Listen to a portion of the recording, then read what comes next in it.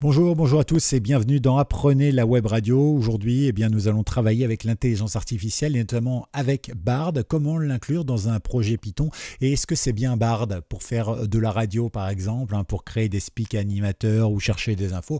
On va voir ça justement. Par exemple, ici, j'ai fait un update d'un petit logiciel qu'on avait fait il y a quelques temps qui concernait notamment le web scraping. Ça permettait tout simplement de récupérer tout plein d'infos et évidemment d'avoir la possibilité d'aller chercher. Alors si vous ne vous souvenez pas de ce projet, c'était là, tout simplement, un projet que j'avais appelé Grattage, parce que c'est du gallo, du breton de Haute-Bretagne. Et vous voyez que ici c'est sorti il y a 11 mois et on avait fait tout un logiciel qui permettait d'aller chercher des infos, notamment sur Wikipédia, et de nous les sortir. Il suffisait simplement de chercher la bonne information. Donc voilà, on cherchait l'année et puis hop, ça donnait toutes les infos concernant le box-office, le cinéma, la musique, tout ce qu'on voulait, etc. etc. Ok, donc ça c'est plutôt cool. Et donc on va l'actualiser en version Bard.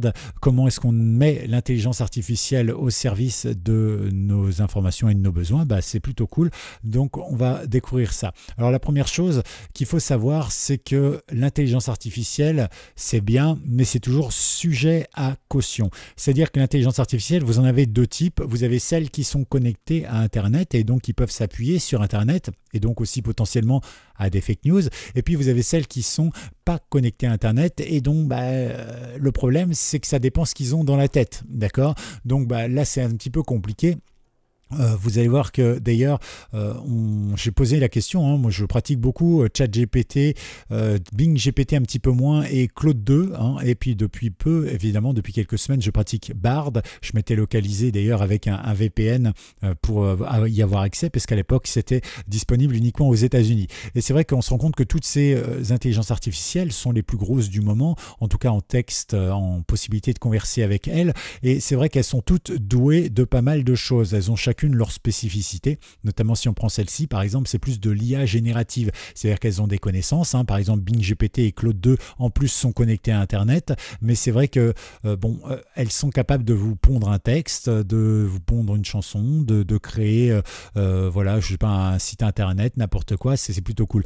Bard lui se concentre essentiellement sur sa capacité à fournir des résumés sur des sujets factuels. Alors attention évidemment, là on risque de rencontrer des bugs aujourd'hui parce que actuellement c'est expérimental, il va falloir attendre quelques jours, quelques semaines, quelques années avant que ça commence à vraiment devenir quelque chose de puissant. Mais regardez un peu l'évolution de ChatGPT, même la version gratuite, entre sa sortie au mois de novembre et aujourd'hui, c'est plus du tout la même intelligence artificielle. Même si elle n'est toujours pas connectée à des données plus récentes que 2021, on s'aperçoit qu'elle a appris, elle a progressé, elle est devenue aussi plus précise et on a aussi appris à l'utiliser. Donc ce sera la même chose pour Bard, bien sûr. On se souvient évidemment que Bing GPT par exemple, j'avais fait un petit tuto là-dessus, comment booster notre antenne avec l'IA. À l'époque c'était uniquement ChatGPT et Bing GPT et on s'apercevait à l'époque que j'avais demandé à Bing GPT de me résumer un article. Et il me résumait l'article en me disant ça se passe en France et c'est ça, ça, ça et ça. Bien résumé l'article, sauf que ça se passait pas du tout en France mais aux États-Unis et c'était marqué partout dans l'article. Quand je lui ai demandé à la suite de ça, je vous avais montré dans cette vidéo pourquoi il me disait que ça se passait en France, il me dit parce que c'est un article du Ouest France. Le Ouest France c'est un journal français, c'est donc un article qui se passe en France. Vous voyez un peu la logique parfois. Faut faire attention donc avec tout ce que génère l'intelligence artificielle. Mais l'avantage notamment de Bing GPT, de ChatGPT ou encore de Claude 2, c'est qu'ils peuvent sourcer les choses parce qu'ils ont accès à Internet et donc ça c'est plutôt cool. Par contre ChatGPT non. Donc prudence évidemment. Alors comment faire, puisque ici on est en mode expérimental en France depuis quelques temps simplement maintenant. Et donc comment on fait, puisque vous le savez comme moi, l'API n'est pas disponible notamment pour le grand public comme vous et moi. Comment est-ce qu'on fait pour la mettre, cette API, ou en tout cas connecter Bard à notre logiciel? C'est très simple en fait. Il y a des tas de programmes et ça se faisait notamment du temps de ChatGPT. On l'avait peut-être même fait ensemble, je me souviens plus, peut-être sur une autre chaîne YouTube, mais en tout cas voilà, on avait fait ça et c'est vrai que ça permettait de connecter ChatGPT même si on n'avait pas accès à l'API et ainsi pouvoir accéder à ça. Le seul problème, c'est que pour distribuer le programme après, c'est votre numéro d'identification qui fonctionne. Et là, c'est moins cool parce que vous n'avez pas forcément envie que tout le monde fasse des recherches sur votre compte, hein, même si c'est gratuit. En tout cas, quoi qu'il arrive, eh bien, nous allons nous utiliser donc ce système. Et donc, vous allez voir que c'est tout simple. Nous, on va utiliser ici Daniel Park, qui a donc créé une Bard API, entre guillemets, qui nous permettra, grâce à notre propre compte perso, de pouvoir accéder aux informations, et ça c'est plutôt sympa. Donc on va, avant de l'installer, aller sur Bard, récupérer donc, faire un petit F12, la touche qui est tout en haut de votre clavier. Alors si jamais vous n'avez pas de F12 parce que vous êtes sur Mac par exemple, eh bien vous faites un petit clic droit et puis inspecter, hein, et vous allez arriver sur la même interface. Une fois que c'est fait, nous on va aller ici dans Applications, hop, et dans Cookies, puis ensuite Bard GPT. Ce qui nous intéresse, nous, c'est ce mot ici. C'est un long mot de passe envoyé à pas mal de choses, et évidemment, vous le copiez. Une fois qu'il est copié, eh bien, nous allons aller directement là, dans notre Python. On va créer ici un nouveau fichier. Je vais l'appeler par exemple token moi.py, d'accord? J'ouvre tokenmoi.py, je vais tout simplement, alors vous n'êtes pas obligé de faire ça à vous, hein, mais gardez bien votre token, votre numéro là que vous venez de copier, c'est très important. Donc ici par exemple, moi je vais l'appeler hôte. Pourquoi je fais ça? Eh bien tout simplement parce que ça va vous permettre, ou plutôt ça va me permettre que vous ne voyez pas mon code à moi. Voilà, ça peut être pratique. Et donc ici, entre guillemets, vous mettez votre code, d'accord, et vous sauvegardez. Une fois que c'est fait, eh bien on va pouvoir faire ici l'installation de notre bibliothèque. Pip install Bard API, Bard API, on installe, c'est parti, hop, ça envoie, magnifique. Ici, on met clear pour faire un peu de ménage. Et maintenant, on va pouvoir travailler. Alors, pour ça, c'est très simple. On va importer tout d'abord Bard API et on va faire from Bard API. On ne veut pas tout importer parce que ce serait trop lourd, hein. On veut simplement importer les choses utiles pour optimiser notre programme et on va importer Bard. D'accord? Ici, on va mettre notre token Gaël, d'accord, qu'on vient de créer au-dessus, d'accord, avec mon vrai code à l'intérieur. Et ici, eh bien, je vais dire Bard, entre parenthèses, token.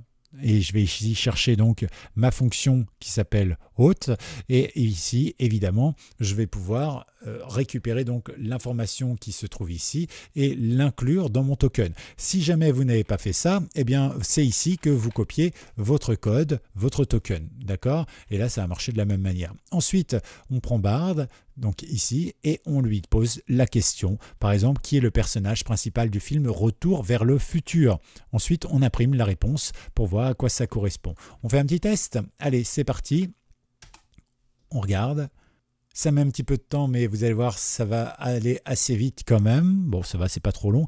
Ici, on a bien sûr sous forme de dictionnaire, puisqu'on reconnaît ça notamment grâce aux accolades, et on a une clé ici avec des données, puis une clé, puis des données, etc., etc., etc. D'accord? Alors ça, évidemment, c'est pas facile après de le transformer en ça, hein, parce que c'est pas très lisible. Donc, si on veut le transformer en ça, il va falloir faire une petite option ici. Mais comme c'est un dictionnaire, vous connaissez le principe.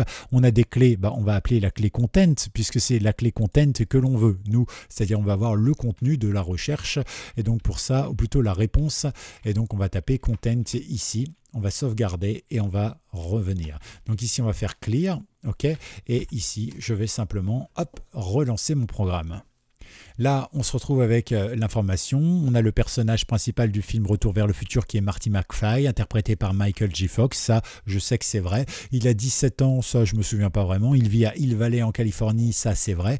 Il est le meilleur ami du professeur Emmett Brown, un scientifique excentrique, blablabla. Vous voyez qu'il nous sort des infos qui sont, ma foi, quasi vrai ou tout à fait vrai. En tout cas, j'ai pas remarqué d'erreur dans ce petit résumé. Donc on a déjà ces informations, hein, vous voyez, il suffit simplement de poser une question avec une ligne de code en fait, hein, celle-ci et celle-ci, et vous pouvez voilà, avoir la réponse tout de suite. Ça, c'est plutôt cool. Donc merci évidemment au créateur Daniel Park de cette petite librairie. On va aller plus loin. Si vous aimez générer du code, par exemple, hein, de temps en temps, je sais que certains d'entre vous me disent je génère du code avec ChatGPT. Alors moi je le fais pas trop parce que le problème c'est qu'il y a souvent des erreurs, mais voilà, bon, pourquoi pas. Alors du coup je me suis dit on va tenter l'expérience, ok.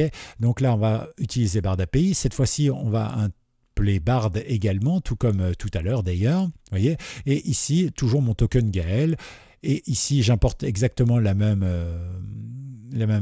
voilà, les tokens et tout ça, sauf que ici je lui dis run code. Ça veut dire que non seulement on va pouvoir générer du code, hein, comme on aurait pu le faire ici en lui demandant du code, mais en plus il va l'exécuter. Donc ça c'est vraiment bien. Et pour ce faire, eh bien, je lui propose un petit code. Je lui dis par exemple, code-moi en Python une fenêtre de 500 sur 500 avec un bouton en bas à droite dont le fond est rouge et l'écriture est en jaune.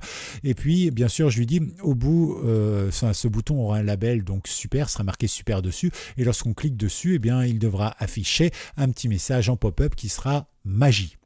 Bien sûr, moi j'aime bien récupérer des infos, genre le type, pour voir si effectivement il me récupère bien le fait que ce soit un dictionnaire. Ici, bien sûr, je vais même sauvegarder mon code directement dans un fichier qu'il va me créer, un fichier qui va s'appeler code.py, qui n'existe pas encore mais qui va se faire.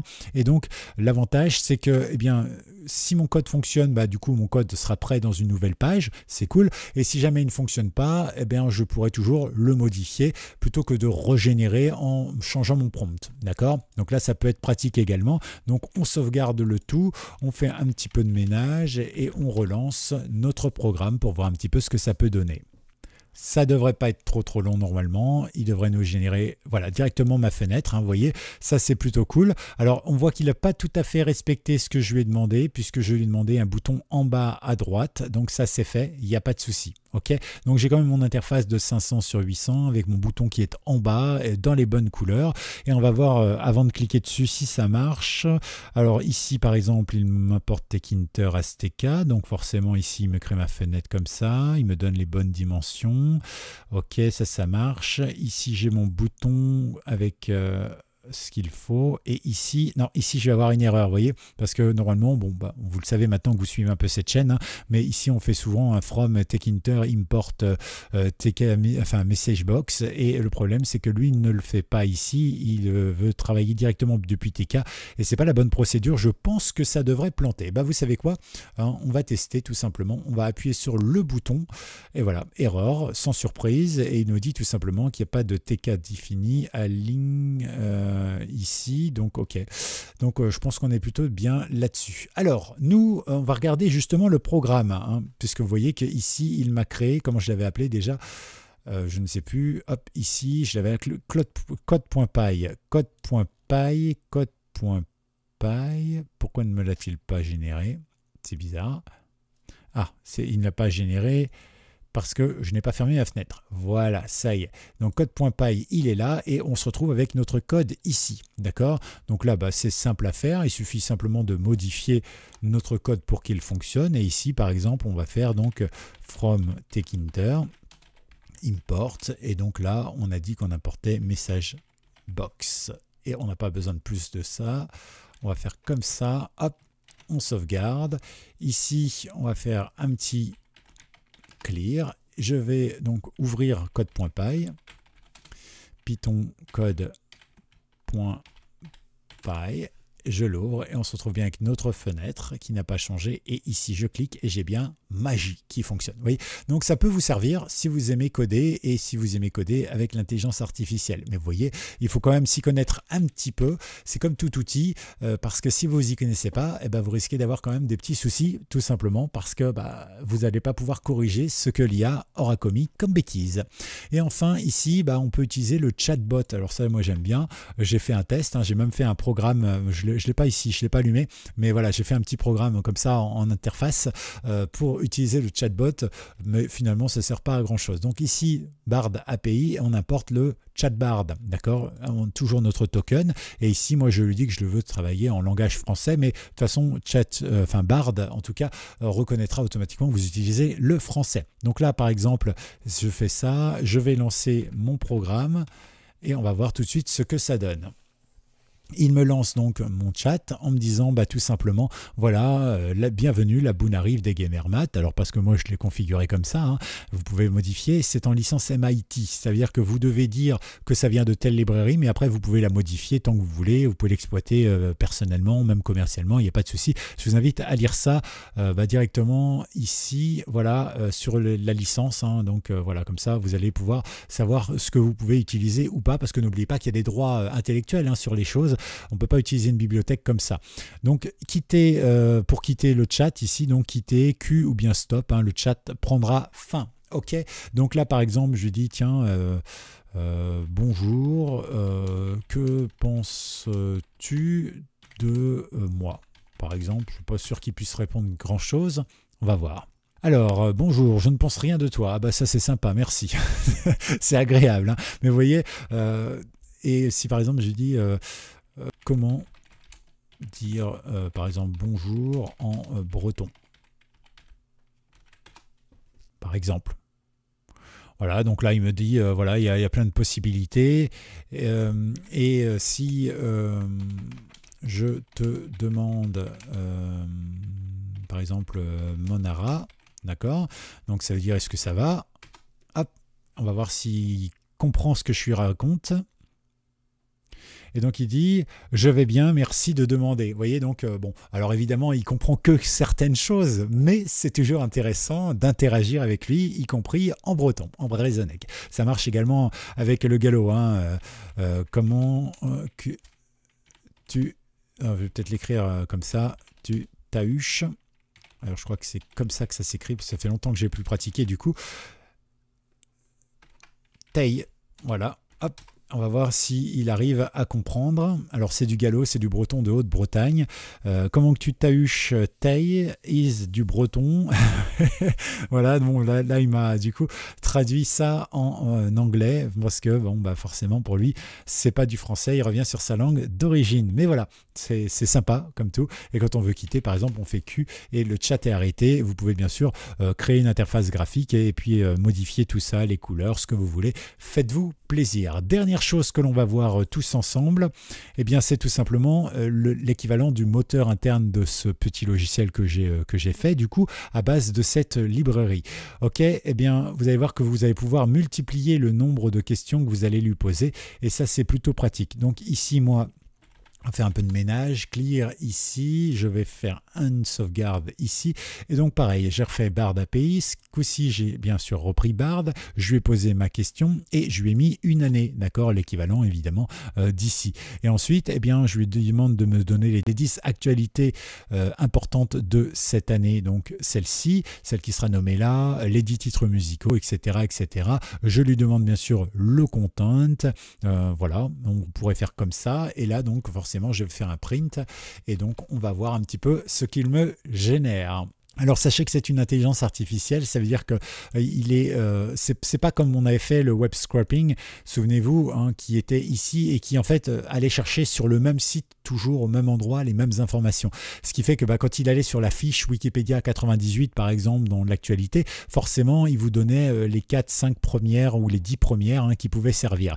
Ok, le seul truc c'est que lui il va choisir un petit peu en fonction de ses besoins, de ses envies, de son humeur du moment. Du coup si vous générez 2-3 fois les choses, vous pouvez avoir des ordres différents ou bien des informations différentes, notamment pour les 10 actualités importantes de l'île, enfin de la France en 98, d'accord? Donc vous voyez que c'est tout à fait possible. Donc là on se retrouve avec des infos voilà, qui sont comme ça. Moi, j'aime bien avoir les sources. Ça me permet après d'aller faire un petit tour.